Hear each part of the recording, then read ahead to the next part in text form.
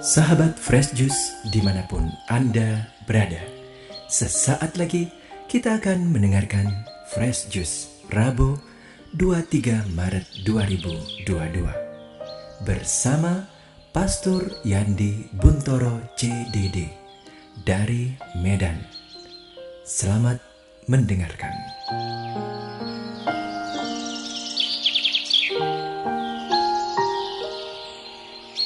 Jumpa lagi teman-teman dengan saya, Pastor Johannes Yandi Buntoro CDD, di tempat tugas saya di Paroki Kristus Raja di kota Medan. Bacaan kita pada hari ini diambil dari Injil Suci menurut Santo Matius, bab 5, ayat 17 sampai dengan 19. Janganlah kamu menyangka bahwa aku datang untuk meniadakan hukum Taurat atau kitab para nabi. Aku datang bukan untuk meniadakannya, melainkan untuk menggenapinya. Karena aku berkata kepadamu, sesungguhnya selama belum lenyap langit dan bumi ini, satu iota atau satu titik pun tidak akan ditiadakan dari hukum Taurat sebelum semuanya terjadi.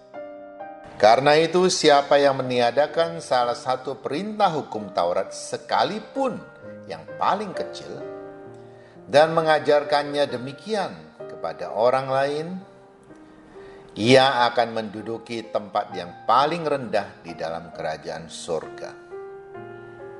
Tetapi siapa yang melakukan dan mengajarkan segala perintah-perintah hukum Taurat, ia akan menduduki tempat yang tinggi di dalam kerajaan surga. Demikianlah sabda Tuhan.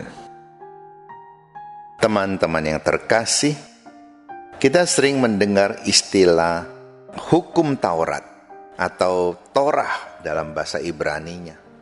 Apakah itu? Itu artinya aturan-aturan yang harus ditaati oleh bangsa Israel, termasuk Yesus pada saat itu. Aturan yang paling sering kita dengar dari hukum Taurat adalah tentang hari Sabat. Hari Sabat terhitung mulai dari Jumat sore, sekitar jam 5 atau jam 6, sampai pada hari berikutnya. Terhitung satu hari, berarti berakhirnya Sabtu sore. Dalam selang waktu itu, orang tidak boleh melakukan segala sesuatu yang menggunakan tenaga. Apakah itu termasuk makan? Karena makan juga menggunakan tenaga. Ngunyah-ngunyah itu menggunakan tenaga. Tapi sebenarnya hari Sabat itu dibuat supaya orang mengkhususkan diri untuk menyembah Tuhan, mengistirahatkan segala kegiatannya, dan memberikan waktunya untuk Tuhan. Jadi tidak bisa dipahami dengan begitu kakunya, tidak boleh menggerakkan jari, tidak boleh buka pintu, atau kalau ada maling masuk, dia tidak boleh mengejar maling itu. Karena itulah Yesus menunjukkan kepada orang-orang itu bahwa hari Sabat itu dibuat untuk manusia, supaya manusia menyembah Tuhan, supaya manusia melakukan hal-hal yang menyenangkan Tuhan, yaitu berbelas kasih. Yesus bertanya pada mereka, jika lembumu jatuh ke dalam sumur pada hari Sabat, apakah engkau akan membiarkan dia mati hanya karena ada hari Sabat? Apalagi kalau anakmu yang jatuh ke dalam sumur. Saya sebut anak, kan anak seringkali menjadi kesayangan bapak atau ibunya, kadang-kadang malah lebih disayang daripada pasangan bapak atau ibu itu. Apakah engkau tidak akan menolongnya? Pasti engkau menolong, karena itu sangat penting. Karena itu membela kehidupan. Maka Yesus juga lebih mementingkan kehidupan. Misalnya pada saat dia dan murid-muridnya sedang kelaparan, mereka ada di ladang gandum, dia membiarkan murid-muridnya memetik gandum, menggilingnya dengan tangan lalu memakan isinya. Atau ketika Yesus bertemu dengan orang yang sudah lama sakit, Dan Yesus tidak selalu ada di situ. Meskipun karena itu Yesus selalu dimusuhi oleh para ahli Taurat itu. Karena hidup lebih penting daripada aturan.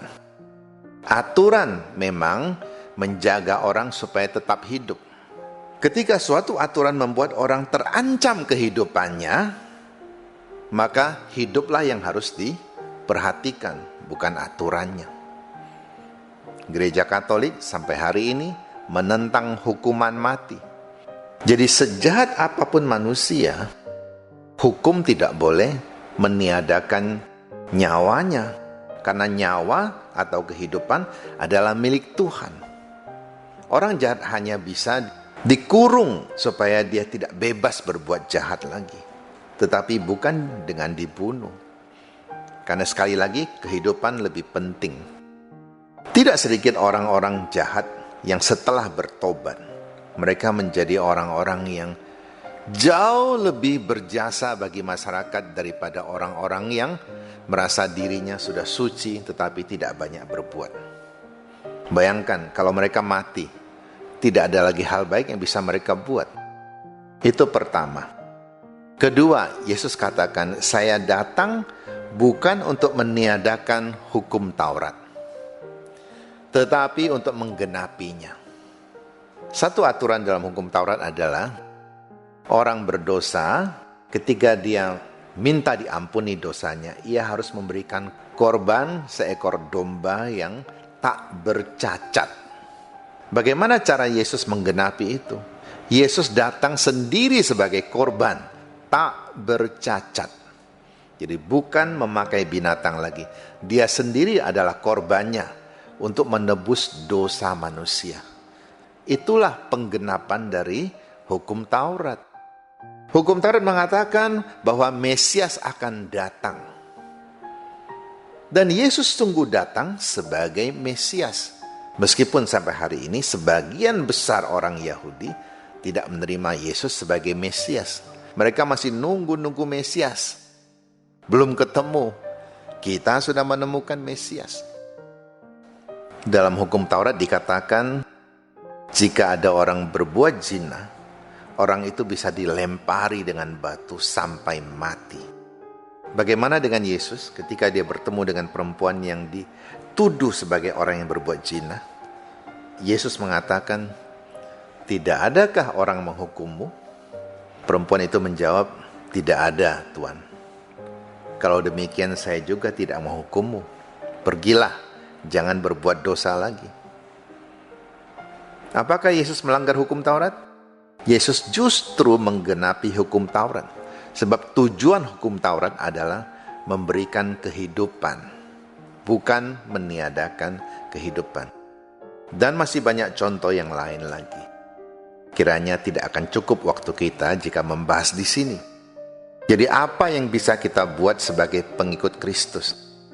Mari kita segarkan ingatan kita lagi. Ketika Yesus wafat di salib, tirai bait Allah terbelah menjadi dua.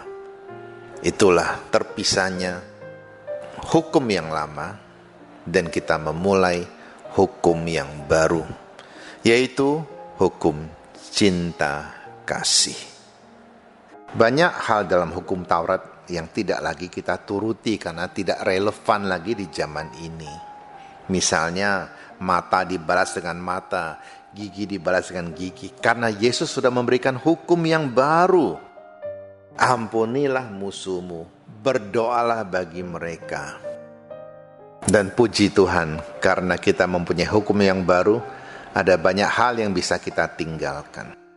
Semoga kita diberi rahmat istimewa agar mampu melaksanakan perintah Yesus yang baru bagi para pengikutnya. Amin. Marilah kita menerima berkat Tuhan. Tuhan bersamamu. Semoga Allah yang Maha Kuasa memberkati kita dan keluarga kita, Bapa dan Putra dan Roh Kudus. Amin. Sahabat Fresh Juice, kita baru saja mendengarkan Fresh Juice Rabu 23 Maret 2022. Terima kasih kepada Pastor Yandi Buntoro untuk renungannya pada hari ini. Sampai berjumpa kembali dalam Fresh Juice edisi selanjutnya.